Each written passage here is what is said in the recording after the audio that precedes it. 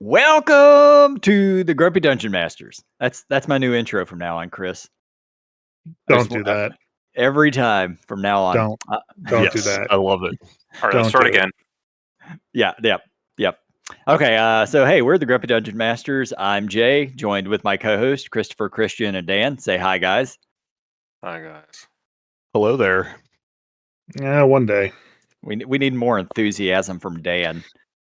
Oh, I'm sorry. The Grumpy Dungeon Masters don't have enough enthusiasm for you? That's correct. Nope. But we do have enough topics this week. We have lots of topics this week. We're not the exuberant Dungeon Masters. We're not the reveling Dungeon Masters. Not the thespian Dungeon Masters. We're not the lesbian Dungeon Masters. That's a different podcast. That probably exists. It is. Yeah. I've talked like in passing with one of the ladies, but you know, yeah, they're better DMs than me. So yeah, but no, this week we're going to bitch about mummies and places that mummies live. Hey, you respect mummies. You respect the mummy, or it'll come for you. I'm not the one going to complain about them because I haven't even read the issues with them. So all right. Well, first off, let's start with where we can be found, and then I'll jump into the mummy shit. You can find us on Apple Podcasts, on Spotify, or wherever else you get your podcasts. You can find us on Twitch TV under Grumpy Dungeon Masters, and you can see streaming video games Tuesdays and Thursday nights. Currently, the early access of Grounded 2. And on Saturday nights, you can watch Grumpy DM Christoper run his Waterdeep Worldborn Dead. Is that the current campaign? Yeah.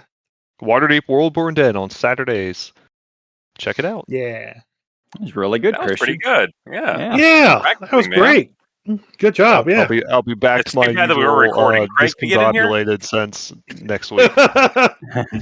Craig's still outside. Say it again. I can't quite hear you. Oh. So I got a chance to run AL this week. I got a chance to run my game on Saturday. So I do have some things to bring up about that, and just like odd things that like in both of these cases,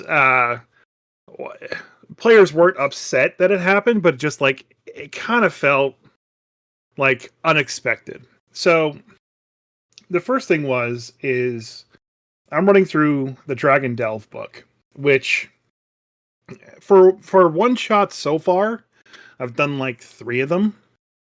They're not bad. They're nothing really crazy either. The one that we're going through now, essentially, you have to go into the Feywild to rescue a gold dragon wormling.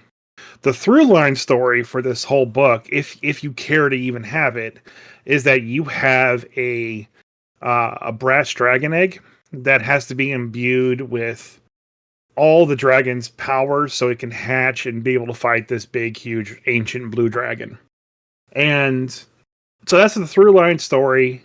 They have brought it to a green dragon's horde, and the green dragon was already dead, but they were able to basically stuff it into the horde and get the green dragon power.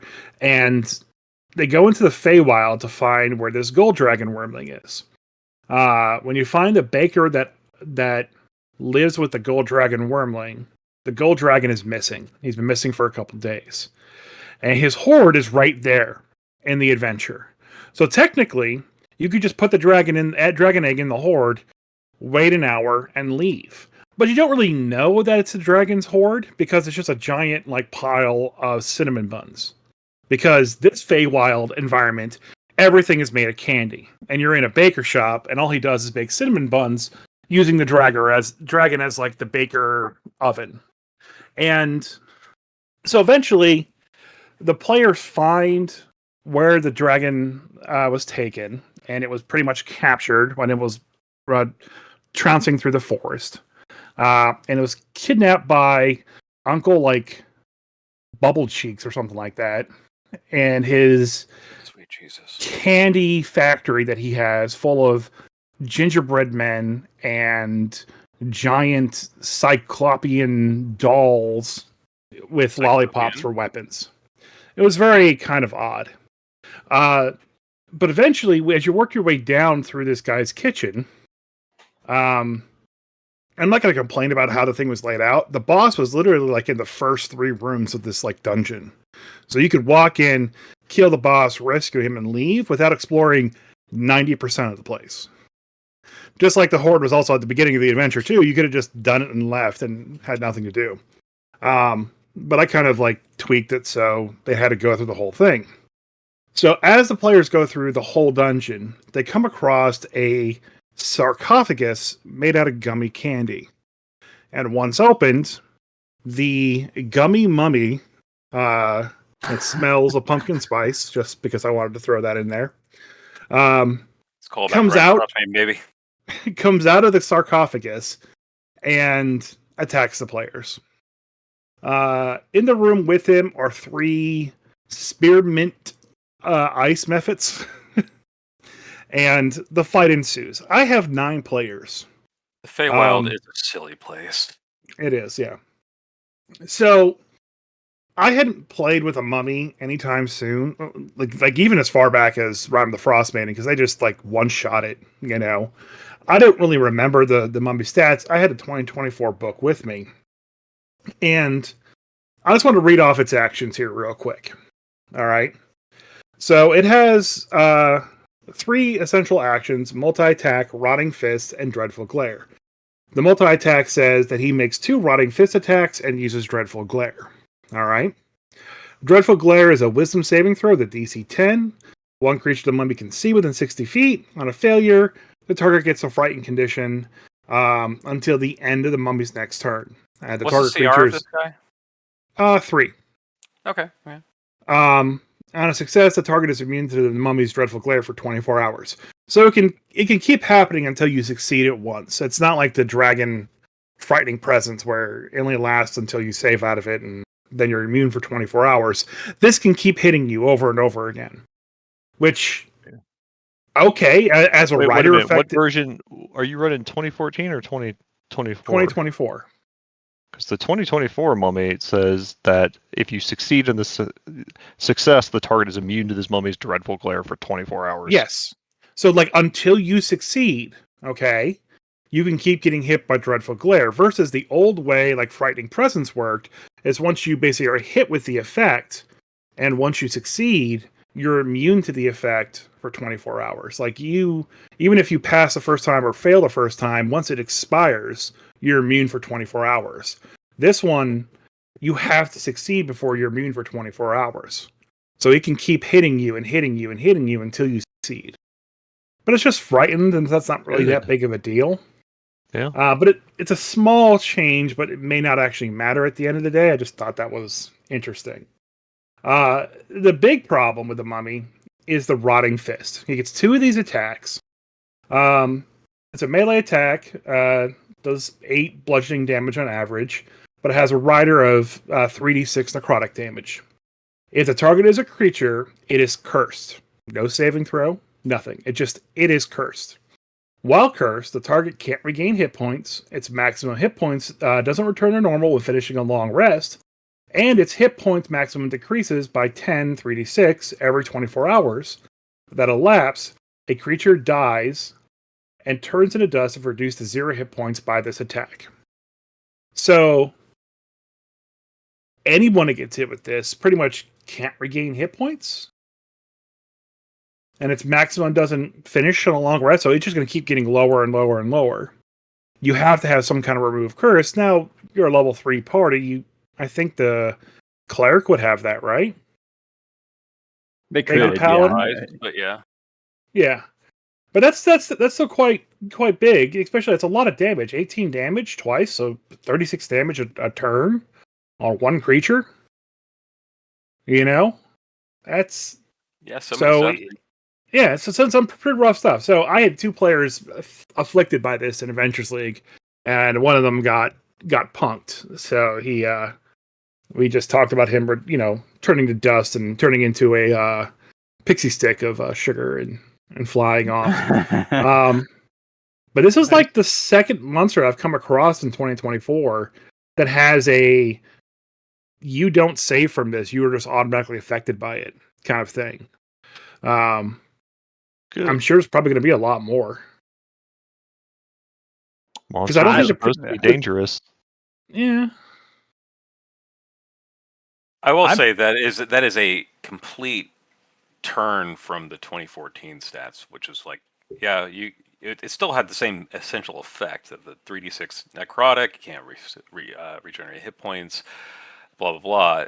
But it was a DC 12 con save, which is something a third level character, unless you have like a minus to a con and aren't trained in con saves, then 50-50 shot basically. Yeah. So it is interesting. That is the first monster I can think of, and the lowest CR one at that seems to be way outscaled as far as power level for its CR. I don't know, because it's got an initiative of -1, so it's slow. This is a monster that you're meant to really stay away from. It's got an AC of 11. Its speed is only 20 feet. Yeah. And they were in a very small to fire damage. I'm not saying it doesn't have weaknesses, but it is really easy just to lose a character on a one shot. Sure. Yeah. But my old school player in me says, well, if you're fighting this thing in melee, then you did something wrong. Well, I wouldn't say that any of my players did anything wrong. It was a small room and just a single hallway. I mean, there are 9 of them there, so it's not like, they even thought about running away, but it's just, this thing How many mummies like were a there? truck. One, just a single one and a bunch of methods. Yeah, I mean, they could have easily killed the mummy before it ever went. How many hit points did it have? It has 58 hit points, an AC of 11. Oh, yeah. And it's vulnerable to fire damage. What level is the party? 3 or less. Yeah. Yeah, they could have punked this thing. Yeah, very easily. Before it ever got a turn, they could have killed it. All right, so you're saying my players are bad then? I'm saying they dealt with the situation poorly. They either were overconfident in their abilities, or they didn't think they didn't respect the threat, or they made poor decisions. Not that they're bad players; it's just they made decisions that were not the right ones. It's one of those things, even in the older games, like, you don't know what the enemy can do. So, naturally a fighter is going to want to get in close, and all these other characters might want to, close in for melee. Because the methods, there was probably some distractions, people targeting methods when they should have just burned it down. These are just unknowns. What your players hopefully did learn is that, mummies at that level are extremely dangerous, and we need to kill it first next time. Yeah, but my issue is not that the mummy is dangerous, or this is a single monster that's dangerous. My issue is more with this curse that can hit. So, like, even if I were like a mean DM and got like 2 rounds before the mummy died, and I hit 4 players, and then 4 players had the curse. Okay, that's 4 dead players unless someone has a way of removing curse, or I give them some kind of like, this witch was here the whole time and she can remove curse for fun, like, they're dead. So here's my take on it, is that it is out of sync with the rest of 5e. Not that it's like, I would love running into something like this, like the fear of like losing half your fucking party because they're all cursed and then turned to dust. Like, this is 5e where you're used to, somebody died, I don't know, revivify, no big deal, or raise dead, worst case scenario. They're dust. You got a true res buddy? You don't. Okay, new character. I mean, that is completely out of sync with the rest of 5e and the rest of 5e monsters, for that matter. Yeah, I'm not saying that I don't like it, because I kind of do. Because one of my favorite monsters from 5e 2014 was just like vampires and fucking vampire spawn. Just because if they hit you, they can grapple you. There was no like, you need to make a save or a strength save to not get grappled. You just get grappled if you get hit. And there were several monsters that did things like that, but none of them insta-gibbed you at the level you should be fighting them. I would hope. Yeah. I would personally hope that there's more monsters like that in Yes. in 5e 2024 or whatever. I'm not sure there are, Jay. No, probably would- not. But I would hope there would be more. Yeah, So I would hope the so play- too, because the whole point was they were supposed to make the monsters more dangerous because they were acknowledging the 2014 monsters in their CR were not representative of the threat they possessed. The people were punking the monsters. Nobody running with experienced players could run book statted monsters without them just getting absolutely annihilated. Yeah. And like I don't have a problem with the monster as it is, especially if you do kind of like a little bit of like a Witcher kind of like reconnaissance to the mummy, like, oh shit, they got a curse that you do not want to get hit with. If you get hit with it, you need to remove curse or you'll die. Something along those lines. I like the monster as it's written. I just didn't expect it in Adventures League to kind of pop up like this or be as deadly as it was. So the one player that got hit with it, he died because he had no way of getting hit points back. And he turned to dust. The other guy survived. He had like 3 hit points left and was just like cowering in the back the entire time. He's like, I hope nothing hits me. And luckily nothing did hit him. Because there's no way of getting those guys back. And even when we left, no one in the group had removed curse.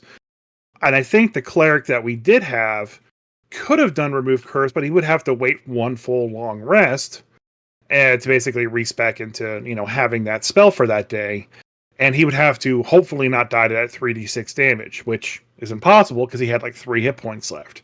Well, the long rest is only 8 hours, and you only take more damage 24 hours after the effect. So you could technically long rest, switch out your spells, and then still be good because you would still have plenty of hours to burn before you were going to take more damage. It's also an interesting thing of people like to have certain spells in memory because they're always useful, and you don't take things like remove curse because when are you ever going to cast it? And this is one of those scenarios where you're like, oh God, I wish I had this ability. Yeah, if you're playing in like a Egypt themed setting, or you're going to go raid a mummy's tomb or just like something like that, yeah, sure, you can expect maybe the cleric to prepare remove curse, and maybe if you didn't, it's on you. But like just random, did you say fucking gummy mummy? Mm-hmm. Jesus Christ. I had all the gummies except for this one, basically be hot tamale spicy gummies. And this one it was a spicy gummy, but it smelled of pumpkin spice, because it felt appropriate. But it threw me to the left. And what was weird about this is it wasn't the only situation that kind of popped up tonight or this weekend or this week that was very similar to this. So in my main game, I basically have like started off them fighting and just giving them a taste of some of the rules and the types of monsters they're going to be fighting from here on out. So the players were going to get teleported up to the top of the Blackstaff Tower in Waterdeep. A portal was open for them to kind of go through there to bypass all the magical restrictions. And out of the portal became corrupted, and outflowing from it were a bunch of Starspawn Hulks and Starspawn Gru and another type of Starspawn. Not anything big. A Mangler. And while my party was fighting it, my wife decided to hit the Starspawn Hulk with Psychic Glance. And the thing with the Starspawn Hulk is whenever it takes psychic damage, it basically reflects that damage out to every creature within a 10-foot radius. And she didn't know that. And she was very upset at me for allowing that to happen. And I had another player that was just like sitting here the whole time, not saying a word because he uses them. He likes them a lot. He knew it was going to happen. And the second on stream that she cast Psychic Lance at the Starspawn Hulk, you could see him in his chair just go, no! It was a great moment. And it basically, it just reflected all those things out. And there were no saves to it either. kind of, just everyone takes that damage. And it felt kind of like the mummy thing. And then today, I was just browsing Reddit, and someone, kind of to the point that we had just brought up about preparing spells and whatnot, has started playing with this house rule that all the essentially the non-combat spells are just always active for players to use at the cantrip level, not the prepared spell level, because he thinks that no one's using prestidigitation and all the other druidcraft style spells. They're not choosing them as part of their basic cantrip because everyone's focused on damage as a main aspect of the game. And I mean, that's on them, and he's playing fucking patty cake with his players.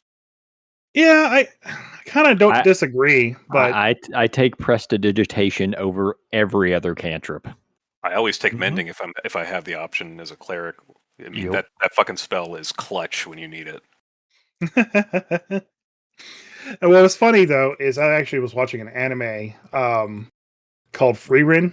It's about an elf that lives for 1,000 years or whatever. She killed the Demon King, and she's 100 years post that, and she's basically just traveling through the world, trying to find her place that exists and as a creature that can't really die. And her apprentice became a master mage, and she was able to choose one spell in all the known knowledge of spells to basically get taught. And she chose prestidigitation, which I thought was hilarious. Like, no one knows that spell. And like, she's like, I chose this spell so my clothes can stay clean and laundry's a cinch from here on out. I was like, that is the exact fucking reason I have that spell. Like, yeah, That's the reason you learn magic. Yep. You learn magic so you don't have to wash your clothes. You go into a swamp, I still smell okay. It's fine. I mean, when you really think about that, like you think about like old like trench warfare and, the amount of problems it had from not having dry, clean boots or just clothes or clean clothes to put on a wound. And prestidigitation kind of basically fixes all of those problems, I'm a wizard. So, like, I'm not gonna get trench foot. Right. But like just the fact that you have a cleric or so like with a mage casting prestidigitation on cloth to use as bandages, that's a lifesaver right there, Yeah. I'm assuming That's the thing. That's the thing, though. Even in a fantasy world, like it's not as if clerics and wizards, even apprentice clerics and wizards, are everywhere. That's why wars still happen. Armies still die of malnutrition and things like that, and trench foot or whatever disease, because there's not enough of the magic to go around, even in a magical world. I would assume Toro has enough, but Yeah, they're everywhere there. Stuff like the Forgotten Realms, yeah. Even still in the Forgotten Realms, like if you read any of the books or anything like that, wars still happen. Shitloads of people fucking die. It is rare. Like, yes, there's enough super powerful mages with wishes and bullshit like that, but they're not intervening. So, I mean, magic. They just use the magic in the warfare. Like you have, like every army goes to war with a bunch of war wizards and a bunch of clerics, and so people die, but because the clerics only have so many resources, but both sides are using clerics to heal their soldiers and raise the dead where they can. And yeah, it's one of those things too. The novels. Those novels were written before cantrips were in the game. So things like prestidigitation, you couldn't do it an unlimited amount of times. But the way I've always viewed cantrip spells is that essentially when you pull from the weave and you start pulling from the weave at the exact point that is the spell prestidigitation, it becomes almost like an anchored spell that everyone can use. So over time, no one could do it all the time in the past, but now it's been 300 years. Yeah, here's prestidigitation. It's very well known. Everyone has access to it. And you look at like Magic Missile being another staple spell, and the wizards can kind of like pull from around where that is anchored in the weave, and you get spells like Jim's Magic Missile, which is like Magic Missile, but a little bit different, And so that's how I've always explained, at least in my head, and to players about how these spells exist everywhere and they're so well known. Like Fireball. Fireball is probably the most used spell, and it's got a permanent spot in the weave for you to call upon or access, every yet druid and bard and warlock. Yet for all of the novels I have read, I think I've seen Fireball cast like once ever in a novel because it's that destructive. Yeah. Well, I think all this stuff from your games just shows maybe they've actually done a good job with the 2024 Monster Manual, and that they have made the monsters dangerous again, and maybe they've made it to where, as characters, utility spells are no longer things that you just use in your downtime. That maybe it's actually good to start having a smattering of utility spells and not just only combat spells. Yeah. As people tend to do now, is where they're just like, oh, what spells do I want? Well, I'm only memorizing combat spells. I'll have a little bit of healing. I got to have my Spirit Guardians, my spiritual weapon, this stuff. No utility spells in sight. Yeah, I actually got to cast Modify Memory the other day. The situation was somebody had sent an assassin to kill one of our party members. The assassin had failed, but we didn't kill him. So in the morning, I just rested, memorized Modify Memory, changed his memory of the morning in that basically he ended up remembering that he escaped and killed the person. So as far as anybody knows, that PC is dead, so we're able to sort of, hide that fact. But It works. yeah. I mean, just weird spells sometimes have uses, and things like remove curse. They really should be staple spells. If you can make scrolls and shit like that, it's a good thing to keep some of those on hand. Oh yeah, absolutely. Just going back to cantrips and their use in the history of D&D. Just I had a hunch, and I think it actually has been made clear by the fact that in Unearthed Arcana in 1985 is when cantrips were first introduced, which is around the time actually the initial line of D&D novels started coming out. So the way cantrips worked this is first edition D&D. I guess once Unearthed Arcana came out, like it was really more like a D&D 1.5 for those people who actually played it back then, because it was different enough that it wasn't really first edition anymore, but it wasn't quite second edition either. But the way it worked is that, I guess if you were to start a game, we talked on here about Shadowdark or Dungeon Delve classics, like for the level 0 gauntlet, but apparently like for an inspiring magic user or illusionist, you may use one cantrip per day as a level 0 neophyte who has minus 2,000 XP to minus 1,001 XP. 2 cantrips per day as a level 0 initiate with minus 1,000 to minus 501, and 3 cantrips per day as a level 0 apprentice. Cantrips must be memorized just as higher level spells are. Most cantrips are simple little spells with no great effects, so when the individual becomes a first level magic user, the knowledge and information pertaining to those small magics are discarded in favor of the more powerful spells that are available. However, a magic user may still opt to retain up to 4 cantrips in place of one level 1 spell. This assumes that the magic user has in fact retained his or her book of cantrips, a tome as large as a good-sized book of higher level spells. Call cantrips level 0 have a range of 1 increment and have a generally small area of effect, requiring only soft, simple, verbal, and somatic components, and are cast in a very short period of time, which actually allows you to cast up to 2 cantrips in a given combat round. But here's some of the cantrips that you had. They didn't just have straight up prestidigitation, but like they have the equivalent of it. You have clean, you have color, dampen, dry, dust, chill, exterminate, so you can kill a fly or a rat or a beetle. That's cool. Flavor, just like you can do with prestidigitation now, you can just flavor your food. Freshen, so you can just freshen up your clothes. Gather, so you can gather a bunch of things like a bunch of papers you dropped or some firewood that's on the ground. Polish, salt, shine, spice, sprout, and stitch. The other ones are sweeten, tie, warm, wrap, and there's also apparently reverse cantrips if you want to be a dickhead. Curdle, dirty, dusty, hairy, knot, ravel, sour, spill. I can see like some Harry Potter fucking wizard school shit, like tangle, tarnish, untie. Those are fake cantrips right there. Yeah, these are just asshole cantrips. And then they go on to they do some like illusion based cantrips for the illusionist. And I want to say by the time you got into second edition, there were, I think they were called orisons for priests, but priests had the same equivalent. So essentially, in first and second edition, you could sack a first level spell in order to get 4 cantrips you can cast in a given day. I mean, you couldn't cast unlimited cantrips until 5th edition. Maybe 4th edition? Correct me if I'm wrong here, Chris. Yeah, you could. Yeah. In 4th edition, you could? Okay.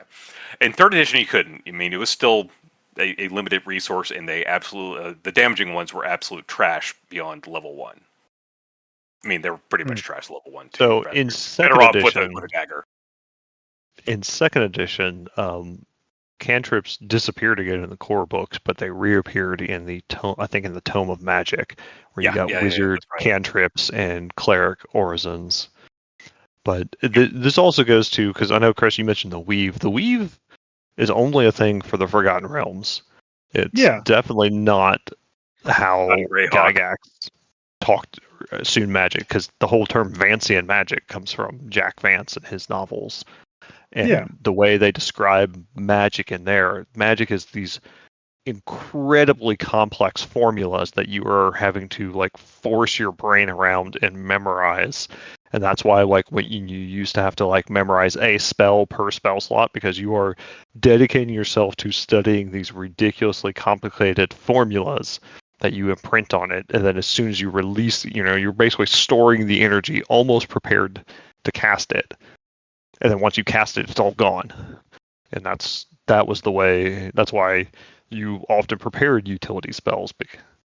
There was no weave to draw from. There's nothing. It was your spells were very limited, and it was just you had to do this rigorous amount of study every time. Yep. That's the beauty. Go ahead. That's why, so most of my focus is always just in Toril and the weave and stuff like that. And that's why spell slots are really just how much Munster and coffee you've had for the day. Once you run out, you're done for. So except you'll still always have cantrips in 5e. So yeah. I mean, they're bread and butter, and you can't have a warlock without cantrips, apparently. Yep. That is true in this version of the game. So speaking of warlocks and places that we pull magic from, do we want to talk about the Unearthed Arcana stuff and get this over with? Apocalypse, Jay? The apocalyptic subclasses? You know it. I got think so much stored rage. I looked at this for a little bit, and all I can say is that this is just WotC trying their best now that they've lost most of the original creators and people who know better to basically try to cash in on Dark Sun, when I don't know if they should try to do that. As Christian said multiple times, I don't think it's something that you can do well enough. I think Spelljammer is something you can do well enough, and it just didn't hit well. Yeah, they I think Dragonlance is something you could do well enough, and again, that didn't work either. And so, I'll tell you why neither of them worked is because they didn't have the original creators come back to actually dictate or write new stuff for said settings. You didn't have Jeff Grubb coming back to write Spelljammer. You didn't really have Weiss and Hickman come back for Dragonlance, even though their names were kind of attached to it, and there was a big stink and some lawyer-based activities and a novel that didn't get written or some bullshit. No, they got the novels did get written, but it was after they settled on the lawsuit. So yeah, so Dark Sun. I think at the end of the day, if they're going to introduce this setting, they need to go whole hog on it. They need to acknowledge everything in the past, and they need to do whatever they want to do with it moving forward. I don't care what they do with it moving forward, but they can't stop at one book. They can't just write like what they did for Spelljammer and Dragonlance and go, okay, here's the one book, move along. And the same thing with Eberron. Here is the one Eberron book. Chris, are you suggesting that they need to have some DLC? Yeah, DLC would be great. Mm-hmm. Like Forgotten Realms, maybe $15 to $20 digital content download. You shut your mouth. So, yeah, it's right. It's very much in line with what you're saying, Chris. if you're going to go and make this Dark Sun, they can't half-ass this, and they have already half-assed it with just an Unearthed Arcana, because they call it Apocalyptic subclasses. They didn't even have the balls to say Dark Sun anywhere in anything they have mentioned. It is it is cowardice, is what I it will is. interject here and say that when they published the Ravenloft subclasses, they didn't say Ravenloft subclasses; they said horror subclasses. They haven't mentioned Dark Sun in I think there was a mention of it in one of the 2024 books or something. In the 2024 Player's Handbook, they mentioned Dark Sun. Yeah, Okay. I don't think it's that they are cowardly avoiding mentioning Dark Sun. Yeah. I don't know why the fuck they do that, because Dark Sun was published for 4th edition. Like, that's not that long ago. I think that someone thinks that they're like gonna kind of maybe dip a toe in the water, and they're gonna kind of hide what this actually is. And maybe if we don't tell you it's Dark Sun, people won't get super excited, or they won't get super angry if it doesn't meet expectations, and they won't expect us to put out a book or whatever. So we just won't say the name and create any expectation. Yeah, but maybe don't name all your subclasses after shit that literally was just straight out of Dark Sun. Exactly. Yep. That's the problem, is that they're already doing that. It's clearly this. You've made it pretty clear. I think they've made it pretty clear that Unearthed Arcana is a test bed, and they've said very clearly anything that doesn't score well is gonna get, the axe. So if they release a bunch of crappy stuff, they know that they're gonna axe it. And that means that's going to show that there is not enough interest for their corporate overlords to pursue whatever that avenue was. Yeah, which is a very bad way of looking at it, because we know that there's a huge amount of interest for Dark Sun, but it has to be done right, and 5e is the wrong setting, the wrong system for this. I've looked at these subclasses that I'm not going to dive into them obviously too much, but there's the Circle Preservation Druid, the Gladiator Fighter, the defiled Sorcery. They didn't even get that right naming wise, and then the Sorcerer King Patron for Warlocks. So Circle of Preservation Druid shouldn't be a thing, because in Dark Sun, like, druids were that's just what they were. A Circle of Preservation Druid is just a fucking druid. The Gladiator Fighter, that's fine. Defiled Sorcery should be Defiler. I actually don't hate that it's a sorcerer, but it was a wizard originally. Yes. And then the Sorcerer King Patron is their attempt at doing a Templar, which was a cleric. Nope, actually it wasn't. It's a cleric. It falls under the cleric, the priest class, whatever. It was its own class. They made new classes. They made a Templar class and a Gladiator class. Yeah, I'm aware, but it pulls from the cleric spells. Like, it's a cleric. It's a variant cleric, sure. I actually think the Warlock is not a bad idea. It fits the relationship of Sorcerer King to their Templars. Yeah. I'm not hating on it, because you're not wrong. It does fit it correctly. But at the same time, clerics also worship things. There were no gods in Dark Sun. They worship Sorcerer Kings and got their powers from them. So, well, plenty of them didn't actually worship them, because not all the Sorcerer Kings presented themselves as gods. Some of them, it was just, this is the ruling class, and we're siding with them, and some of us we've learned magic from the Sorcerer King. Some of the Sorcerer Kings in the old material presented as they taught magic to some of their Templars. And It wasn't a sort of like worship kind of thing. It was very much a, you work with me, I'll give you some juice. What kind of juice? Apple juice? I want some apple juice. There are no apples. No, it was the juice. It was the juice to condemn other people. Yes. to awful hate fates. Juice. To your favorite kind.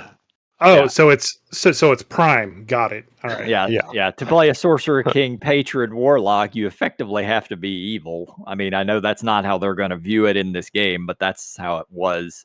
So. Yeah, I think you really hit the nail on the head here, Jay. Is that 5th edition and Dark Sun are not compatible. 5th edition is a high fantasy, super heroic kind of game. Dark Sun is a gritty survival game. Low fantasy, low magic survival game. And those two things aren't compatible. That's why it was 4th edition Dark Sun was a mess, because those two settings did not mesh.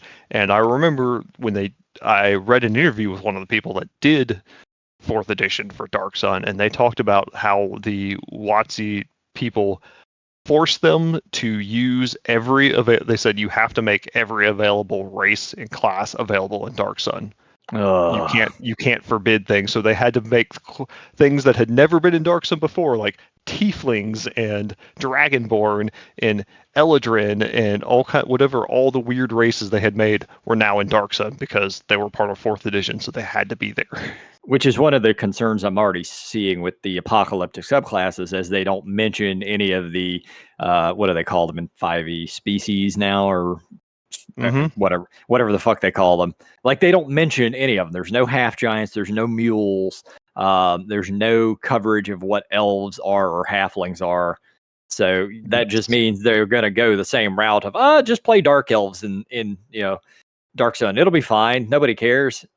More to the point, in the original Dark Sun setting, they nixed whole classes. You could not play a regular cleric. Paladins and rangers didn't exist. Ranger does exist. Paladin does not. They were happy to just cut out any class that didn't fit the setting and didn't fit what was going on, and so they would remove classes. They restricted races. The races were all changed to be very different than the books, and I don't think that they're going to do that here. Like, paladins don't make sense in Dark Sun. There's no gods. There's no great holy people crusading and really looking out for it. Like, that just is not a class that makes any sense here. Yeah, but they're going to be there for some reason. Well, I don't love that they're using sorcerers, because the lore behind sorcerers is that you're just innately born with magic and it flows through you. Well, that doesn't fit Dark Sun. Dark Sun is a world that has been blasted, and magic is very, very rare. And all wizards were either preservers that chose to try to not to further destroy their land, or defilers who welcomed the extra power and destruction. Yep. And I think the system can support that setting. There definitely has to be some concessions made from the start.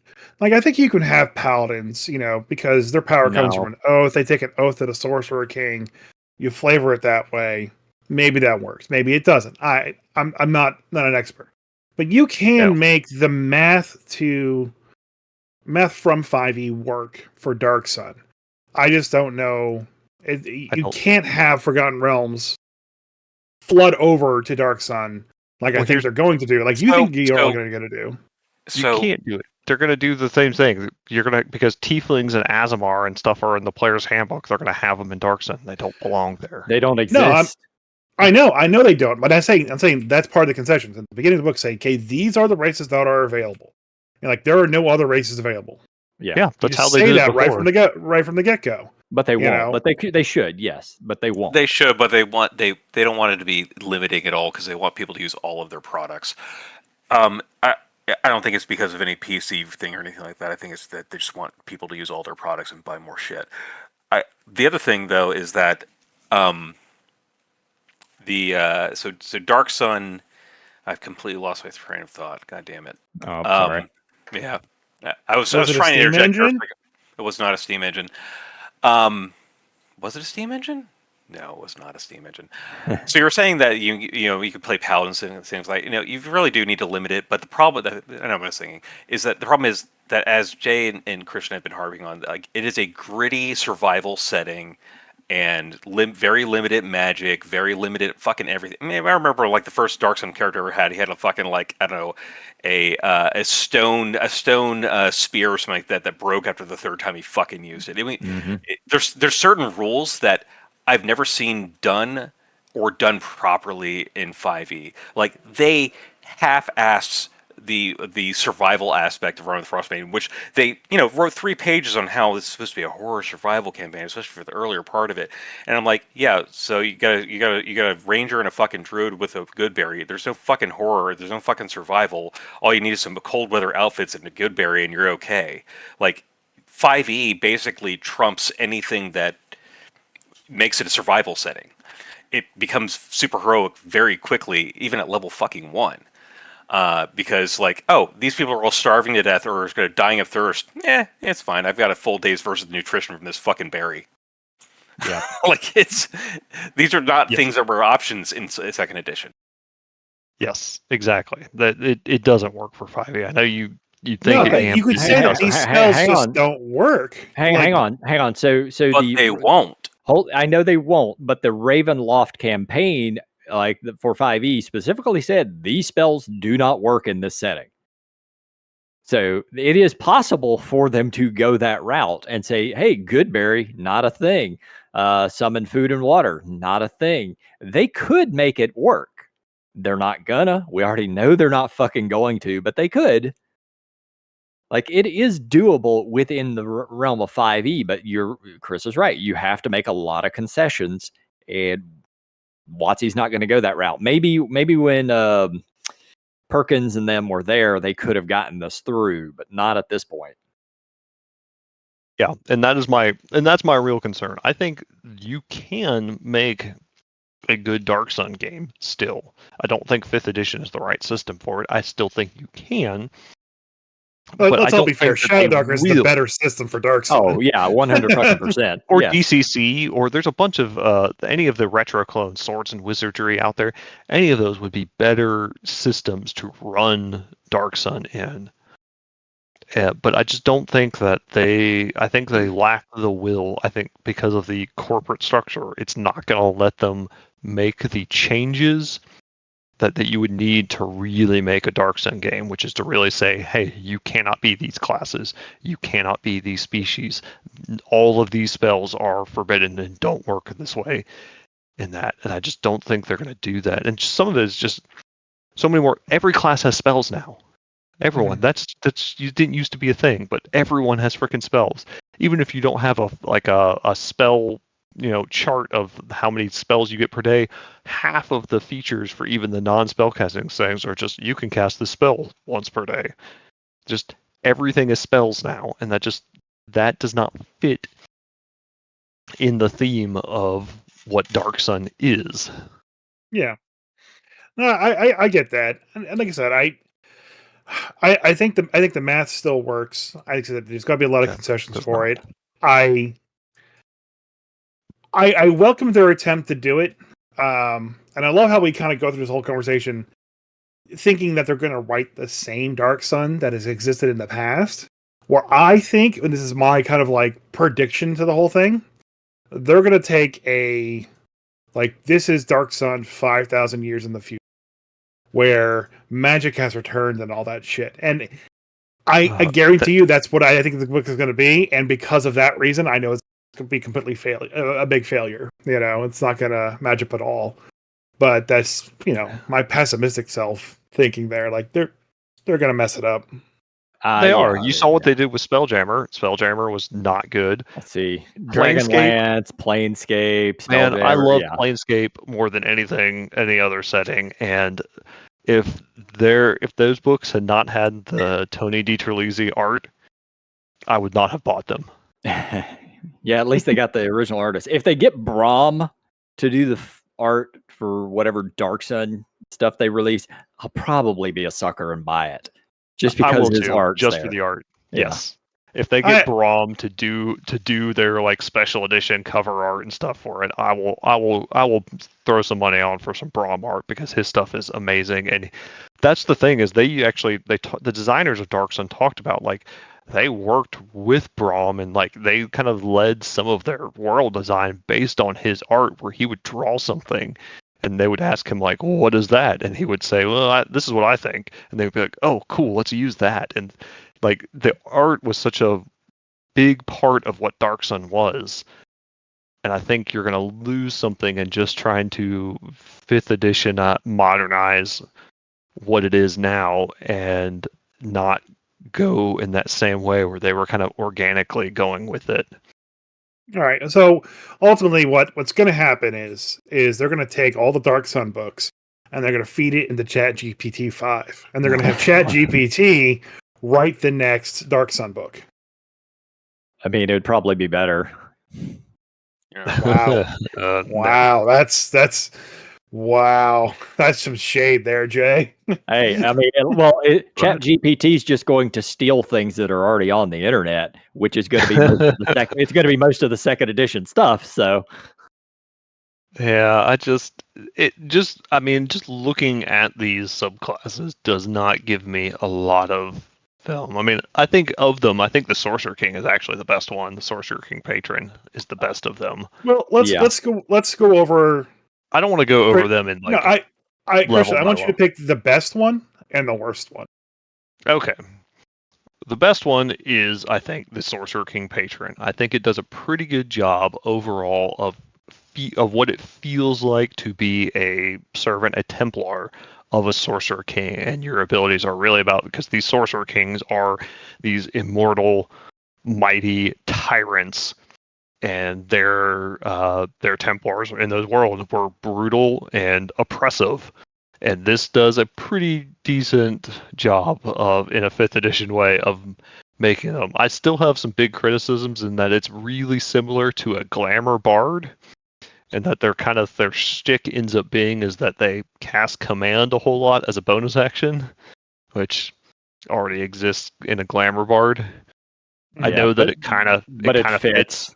It does, and they flavor it as, voice of tyranny. And the original Templars did have some things where they could channel the authority, the oppressive authority of their Sorcerer Kings to do things kind of like this. So that does actually fit.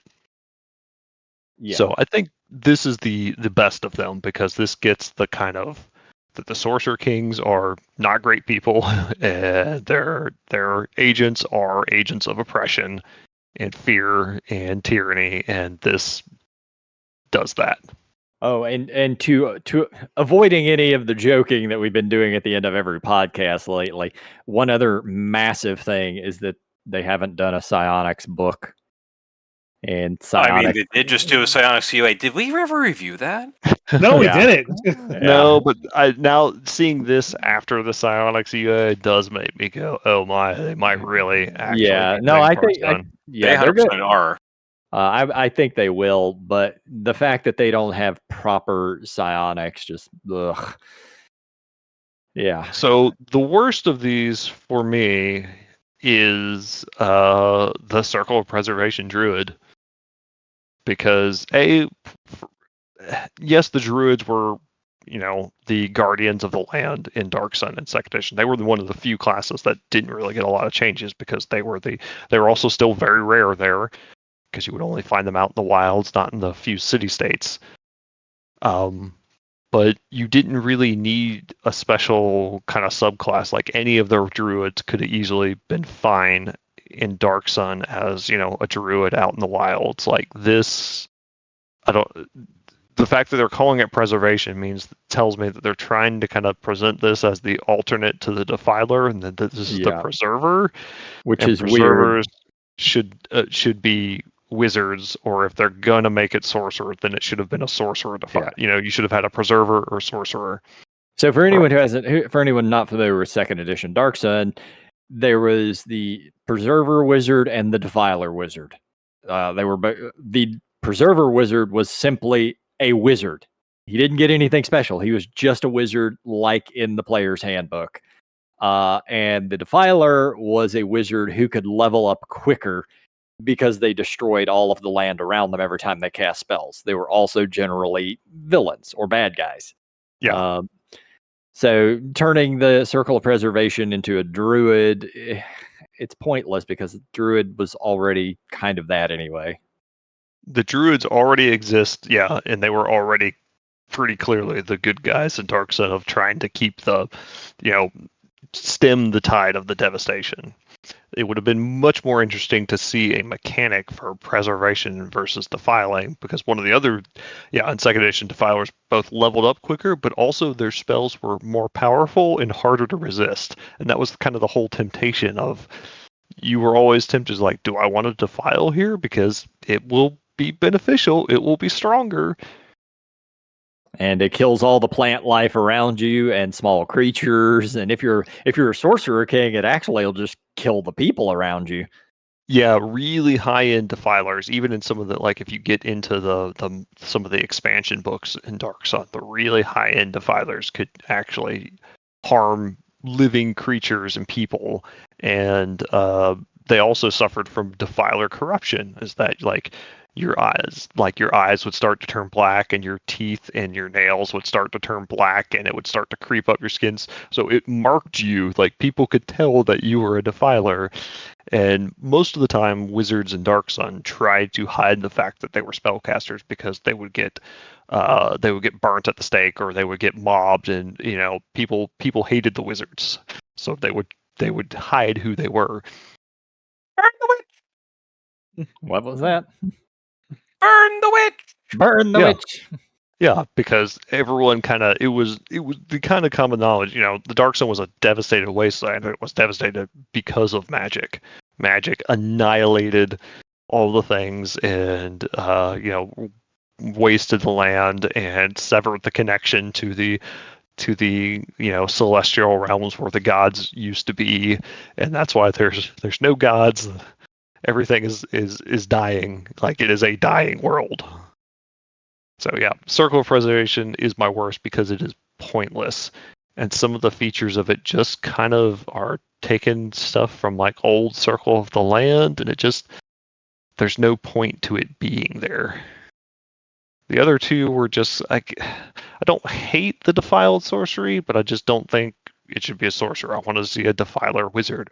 Or honestly, I just wanted to see a wizard that had options of preserve or defile, so you would always have that temptation, because that, to me, would be the fun aspect of it, that interplay of allowing you to go, do I want to be bad here? Do I want to risk a little bit of corruption here to, am I willing to pay the price? Am I willing to do something a little evil here for a cause, maybe? And giving you that kind of constant temptation is interesting to me. The gladiator fighter is just, do you like weapon masteries? Here's some more. Yay! That's what it looked like. That's literally all it is. Yeah. So yes, let's encourage them to have the golf bag of weapons, except now they're made of stone. But it doesn't matter, because there won't be a negative to it in 5th edition, because it's 5th edition. So I love playing gladiator style characters. My LARP character is one. I've played it in many other RPGs. This is the worst gladiator style character I've seen in a long time. Like, I understand them, like, giving, like, okay, you're kind of like a master at arms. You kind of, like, use all the different weapons and it works. Like, that's okay. But, like, everything else just doesn't seem to have, I don't know. It just doesn't seem to hit right for me. I really can't say much. Like, it's okay. Like, I'd rather them have boring. Yeah, that's what it is. It's just where's your fucking net proficiency? Yeah, where's your shield right? combos and shit? Like, you have the little 7 flourish parish, which is great. I like that, but that is, I think that's the only good ability. It's boring, and I think that's the problem with most of these, is that they're all kind of boring. And to me, a good subclass should either define a kind of niche or an interesting play style, right? It should do something that's different from some other type of fighter. This gladiator is just going to hit things like a regular fighter. You just add different add-ons, but there's not much, like, you're not playing them in a radically different way. You're just going to be the fighter. So an interesting subclass should give you different options that allows you to distinguish yourself, where you could go, just like, you should be able to tell by the way they are playing, this is a different kind of fighter or wizard or whatever. It gives you something distinctive and interesting to do, or it should expand the way that your class normally plays, give you options that you wouldn't normally have, or things that you wouldn't normally think to do as that type of class. And most of these subclasses do none of that. Very much so. Yeah, but every time we look at a UA, that tends to be our view of it. Like, look, it's more of the same that we've already seen. But they all have different ways for you to get some more temporary hit points. Yeah. How many other ways can we hit Misty Step as a given character? None of these are teleporting a bunch, which I was actually shocked by, is that they didn't, like, none of these are just teleport classes, because that seems to be their two things now, is you can either teleport a whole lot or you get a bunch of temporary hit points. Yeah, the very first thing I saw was preserved from the druid was preserved land bolster. The creature gains temporary hit points equal to 1d4 plus your druid level. Like, it's literally the first damn thing. You know, you guys have joked a lot about a lot of different hit points, and I complained about it quite a bit. At least for my AL group, it has not mattered. They're all dying left and right. Mostly the mummies. You know, turning off the ability to get hit points is great. Kills a lot of players. Defiled sorcerer, defiler, sorcerer. Yeah, I'd play a sorcerer. Yeah, I'd be a sorcerer too. But their level 6 ability, Defiler's Ward. When you take a bonus action to transform sorcery points into a spell slot, you can read your body in a protective web of defiling energy. Roll a number of d6 equal to the level of the spell slot created. You gain temporary hit points equal to the total rolled.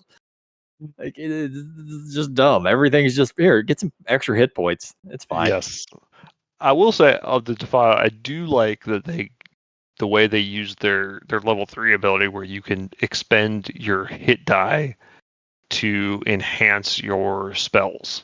That is actually neat. I love it. I hate it that's on the Defiler. The point of the Defiler was to kill everything around you, not yourself. Yeah. Well, there was in the magic book in Dark Sun, there was some things where you could actually drain, in certain circumstances, they could drain their own life, essentially choose to defile themselves. But yeah, there should be more of you're hurting people around you. But they do have that. That is their first thing, is lifesteal. Instead of drawing on your own life force when you use this feature, you can steal life from another creature within 30 feet of you. I was talking with Jeffrey Ludwig a long while ago, and he was mentioning about how 5th edition, a lot of people were gaining temporary hit points, and he had issues with it as well too. I think my main issue with it, with it, and like taking, like, you know, your own like life force to like enhance yourself, or use your own life force to kind of do things, using hit die to bolster something or other. I've seen it done in so many fucking Japanese animes. I'm tired of seeing that as like an option, where you hurt yourself and you get more power. Like, I get it. The Sith are cool. We don't need more Sith abilities. Like, let's think outside the box a little bit. I don't mind using hit die as a resource, because otherwise, like, having a hit die doesn't really matter other than when you short or long rest. But there's not enough things that make it a decision, right? Most of the time it's going to be easy, because you're going to go, oh, okay, yeah, sure, I'll spend some hit dice. I got plenty of them. Or when, you know, we're going to long rest or anything. You want to make it a decision of, am I going to need that hit die when I get hit with something? Is something else going to take my hit die away in a way that is dangerous to me? Because otherwise, if there's no cost, if there's no risk, it's just free resource. Right.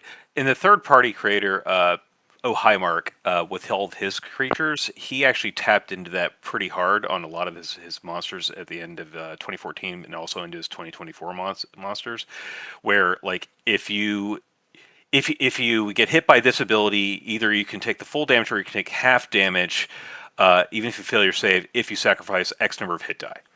And it's one of those things that if you keep on doing it, you're going to eventually, like, drop, or you're going to die because you don't have any hit die left. And some of his higher tier monsters have these abilities, and I really, really kind of like that, because it made hit die as a resource something that was tempting to use.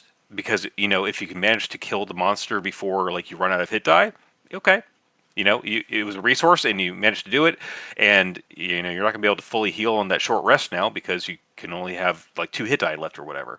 And also maybe you need to save those hit die because if you run into the Demi-Lich around the corner, he might, howl, and since you're out of hit die, you're just dead. Yeah, I mean, I like hit die as a resource as well. Yeah. All right. Well, we've been on Dark Sun for 45 minutes, an hour or something. Apocalyptic subclasses. We're not in Dark Sun. I'm sorry. I screwed that up. Yeah. There is no Dark Sing in Ba Sing Se. There is no Dark Sun in Ba Sing Se. Yeah. That's true. There is some. Let's move on to our last topic of the night. And I'm looking at wargamer.com, who put out an article. Wizards of the Coast quietly released its Exodus RPG, and it's just D&D in space. For those who are not aware, Exodus is a video game that's not out yet. It's being crafted apparently by BioWare, and nobody knows when its release date is because it hasn't been thrown out there. Is BioWare still it's not being made by BioWare. Oh, I'm sorry. I need to read the whole article. Crafted by BioWare and Baldur's Gate veteran James Olin. I don't know what company's putting it out. There we go. He's formed a new development studio that is making this. Okay. Yeah, I got everybody excited. He's the guy behind, I think, Minsk and Boo's Journal of Villainy, and what was the more recent one they did that was all about the 9 Hells? I don't know. Chains of Asmodeus. Chains of Asmodeus. Oh, okay. But so Exodus, the video game. God damn it. All right. So I know you guys all watched some of the secret level episodes. Did we all watch the Exodus one? Yes. I don't remember. Yes.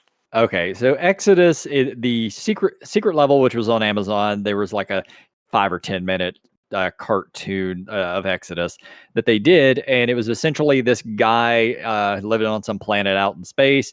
His daughter's a teenager or whatever and decides to run away from home and gets on a ship. So then he has to get a ship to go and find her.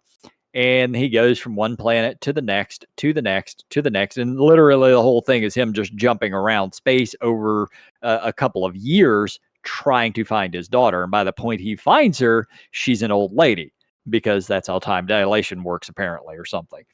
Whereas he has aged like a couple of years.